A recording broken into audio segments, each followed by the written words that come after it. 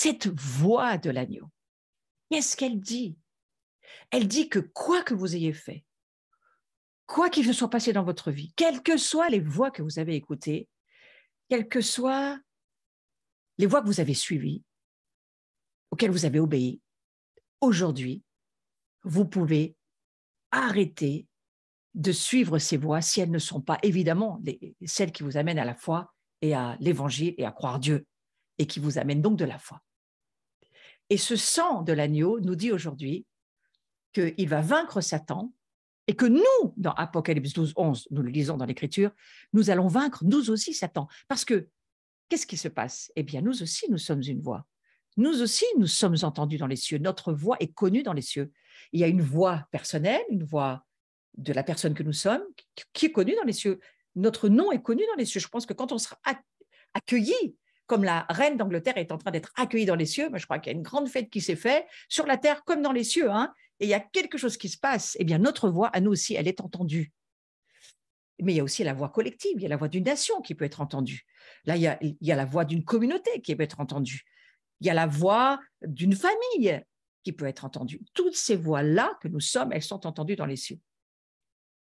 Et c'est au travers de notre voix que nous pouvons changer et influencer aussi les choses. Mais pour cela, il faut nous assurer que nous avons bien la révélation de ce que produit la voix du sang qui parle, la voix du sang de l'agneau qui parle plus fort que tous les autres sangs. Et si vous avez même répandu du sang, vous avez fait quelque chose qui n'était vraiment pas bien, vous avez fait offenser ou fait du mal à quelqu'un, ou vous avez fait quelque chose de terrible, même avant-hier, sachez que le sang de l'agneau qui parle dans les cieux, là où se trouve la voix du souverain sacrificateur, la voix de Jésus-Christ, qui est notre avocat, eh bien lui, il est notre défenseur et il nous défend. Je ne suis pas en train de vous dire que vous pouvez faire n'importe quoi et que vous allez être pardonné et qu'il n'y aura plus rien à y faire. Vous allez être pardonné. Vous allez être pardonné si vous vous repentez, si vous demandez pardon, vous allez être pardonné. Et la voix du sang de l'agneau parle plus fort que tous vos péchés. Comprenez-le parce que c'est alors que vous allez croire cela que vous allez pouvoir avancer dans les niveaux d'onction et de gloire qui nous attendent. Mais je crois que pour entrer dans les niveaux d'onction et de gloire qui nous attendent, il faut avoir reçu ces certitudes par la foi dans la parole de Dieu, de qui nous sommes, de ce que produit la voix de Jésus, de ce que produisent aussi les voix de l'ennemi, et que nous avons responsabilité à faire taire, à déterminer de ne pas écouter, ça c'est notre responsabilité. N'écoutez pas ces voix, n'écoutez plus ces voix, n'écoutez plus tout ce qui vous amène dans les doutes, dans l'incrédulité, tout ce qui vous éloigne de la voix de Jésus qui, elle, vous donne la foi. Alors, on est agréable à Dieu lorsqu'on a la foi. Ça, j'y reviens, c'est un des premiers points.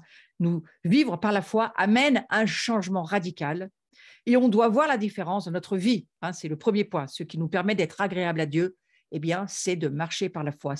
Nous sommes agréables à Dieu. C'est important d'y penser. Hein.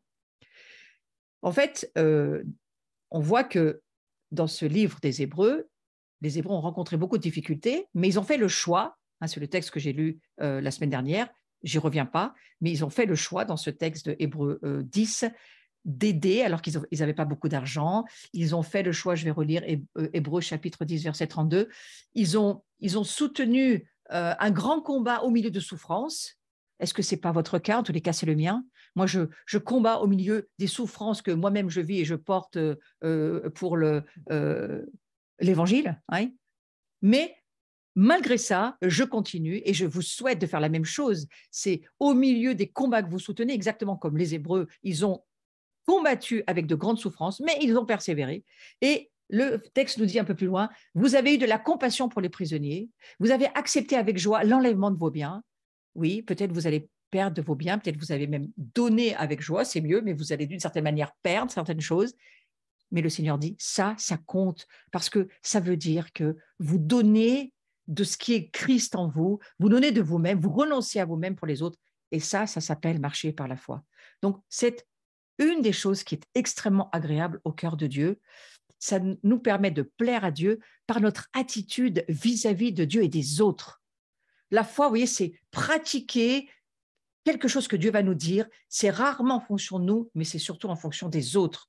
Eux, dans ce texte des Hébreux, chapitre 10, ils ont eu compassion, ils ont aidé. En fait, ils ont fait exactement ce qu'a fait le bon Samaritain, vous voyez. Il n'a pas été comme le prêtre ou le lévite qui sont passés en regardant, en disant « moi, je ne touche pas, il y a le Covid, je ne fais rien ». Mais non, ils ont simplement dit, comme ce Samaritain, et qui pourtant n'avait pas de bonne relation avec les Juifs, eh bien lui, il a dit « moi, je vais l'aider. Moi, je ne le laisse pas comme ça, je ne le laisse pas sur la route. Je le prends et puis je vais l'aider à se relever ». Ça s'appelle marcher par la foi. Je vous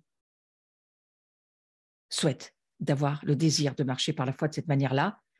Et puis, il y a la notion aussi de justice. Hein. Le juste marchera par la foi. Donc, sachez, je le redis, que Dieu nous voit comme justes aujourd'hui, par le sang de l'agneau qui parle, qui crie plus fort que tous les autres sangs.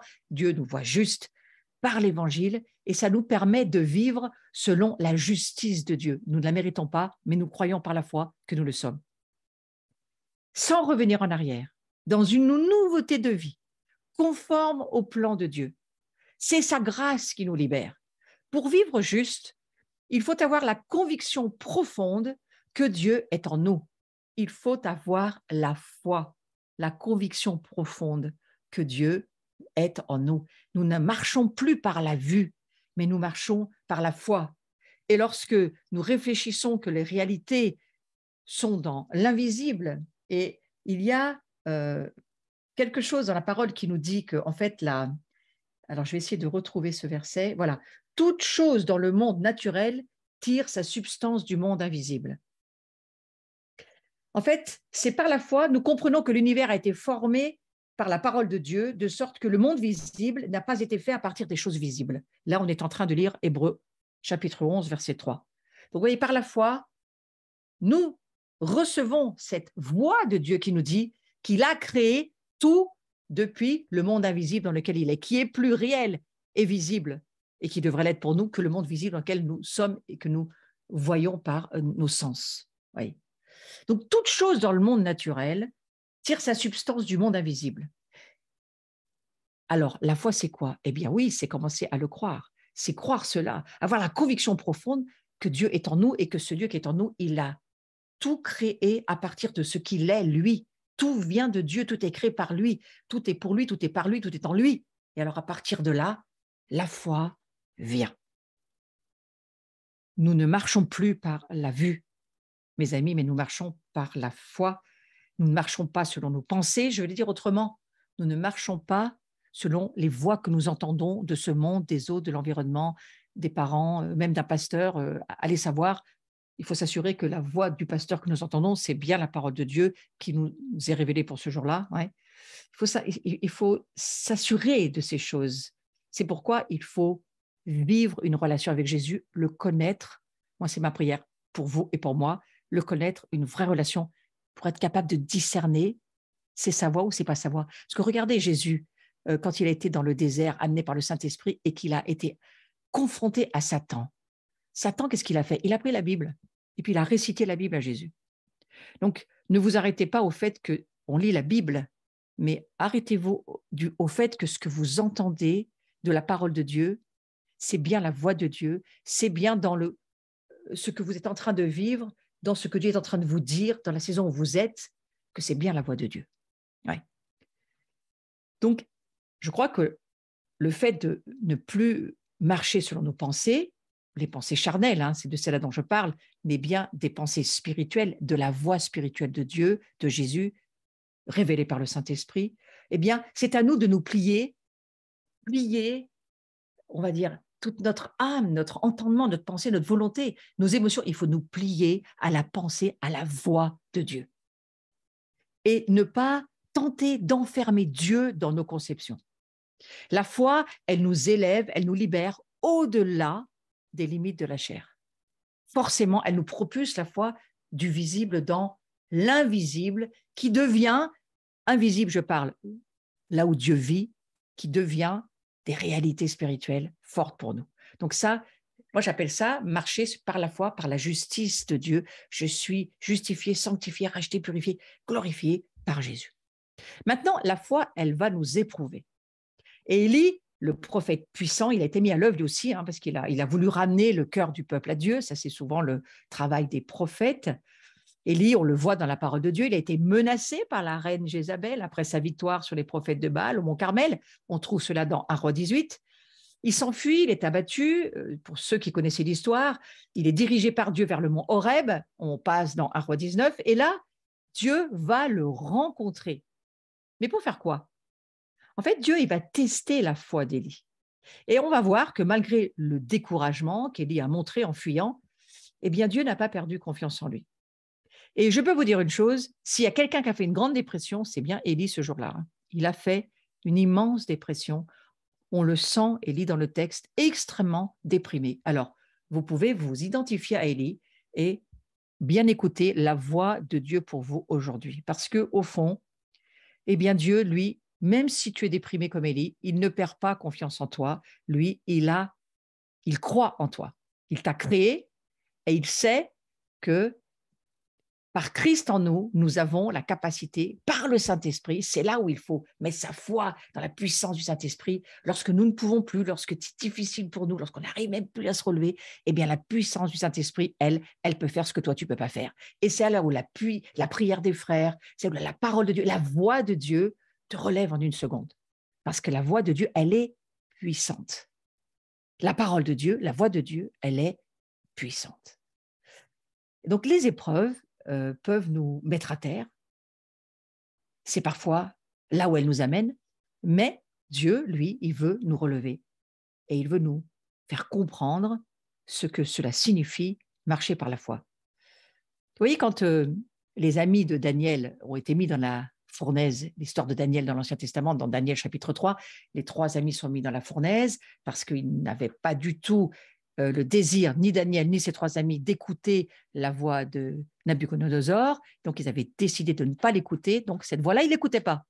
Du coup, ils se sont retrouvés dans une fournaise avec le feu.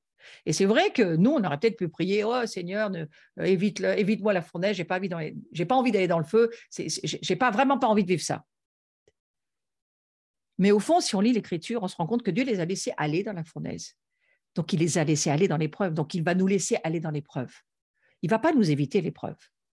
L'épreuve, ça ne veut pas dire que vous êtes pécheur et que vous êtes mauvais et que vous n'avez pas écouté Dieu. Non, l'épreuve, elle est là parce qu'elle nous aide, elle va fortifier notre foi, mais elle va aussi rendre un témoignage aux autres voies qui ne sont pas celles de Dieu, aux principautés, aux puissances, aux dominations, à tout ce qui est dans le monde invisible, qui n'est pas de Dieu et qui aussi prend des notes. Et puis les anges aussi du monde de Dieu dans l'invisible, qui eux aussi sont intéressés par voir mais comment il va s'en sortir celui-ci? Parce que s'il nous demande de l'aide, on pourrait bien l'aider aussi, hein, parce que les anges sont là pour nous aider, bien sûr.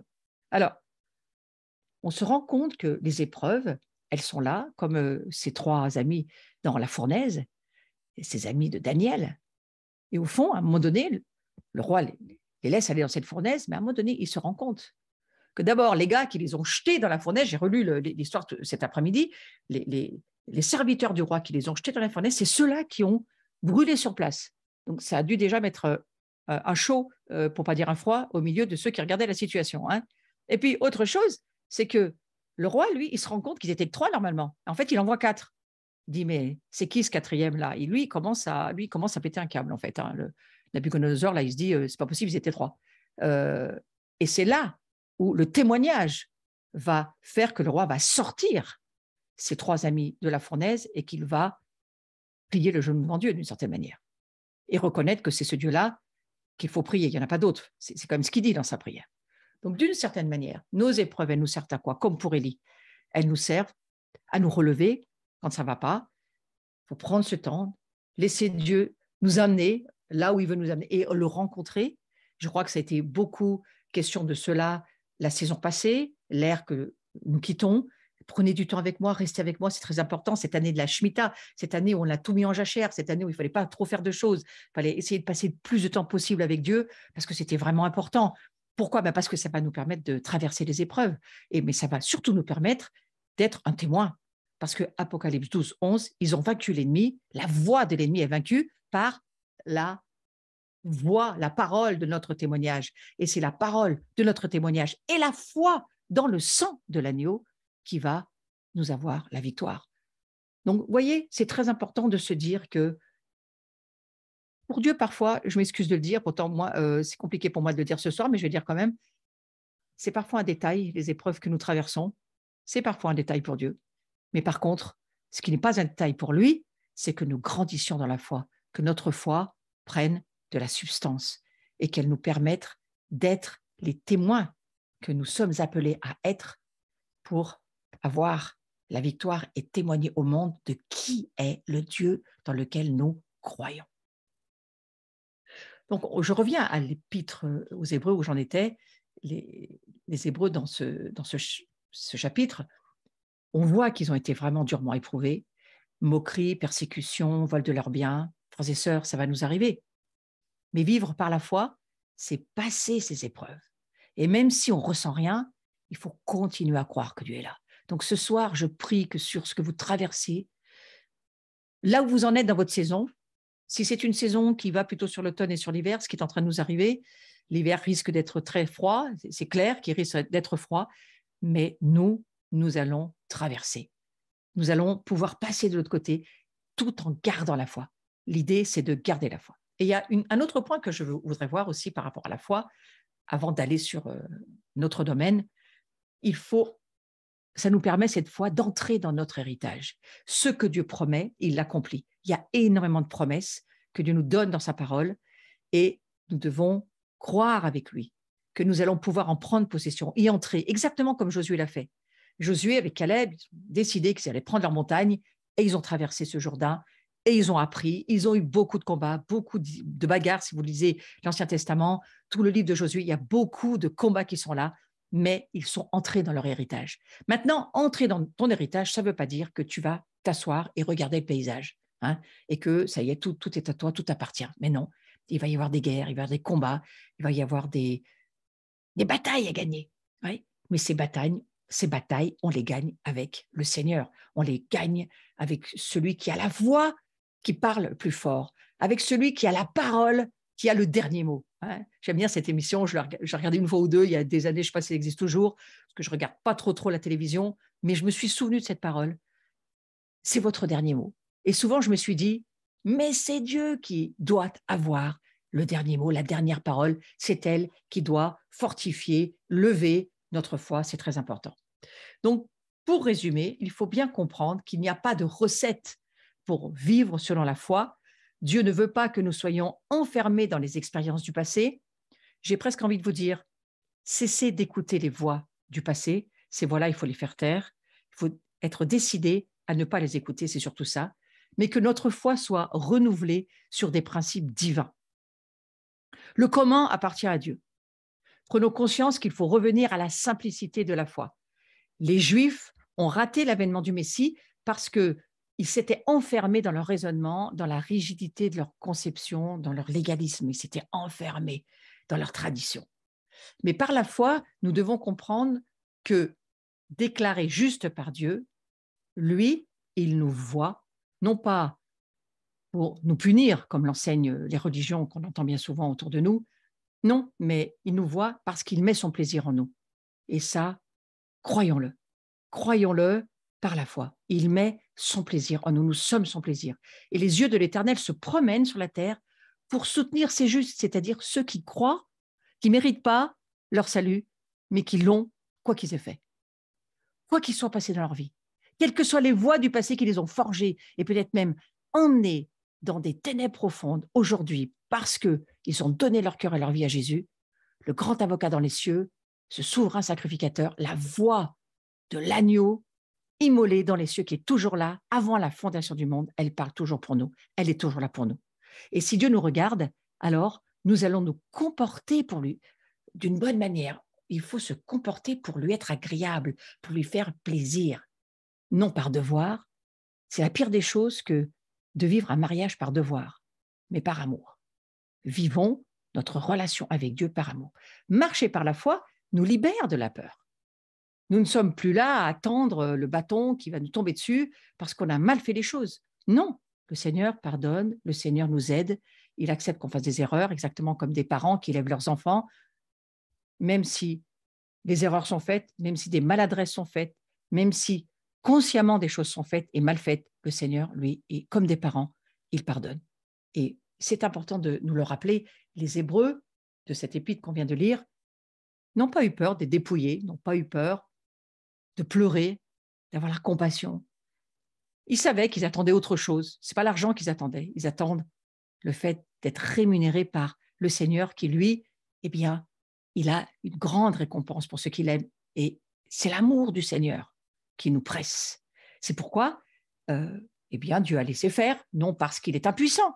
Dieu, parfois, il laisse faire des choses qui nous dépouillent, qui nous appauvrissent parfois dans le matériel, des choses où on a perdu. Oui, on veut la restitution. J'ai presque envie de vous dire oui, mais non.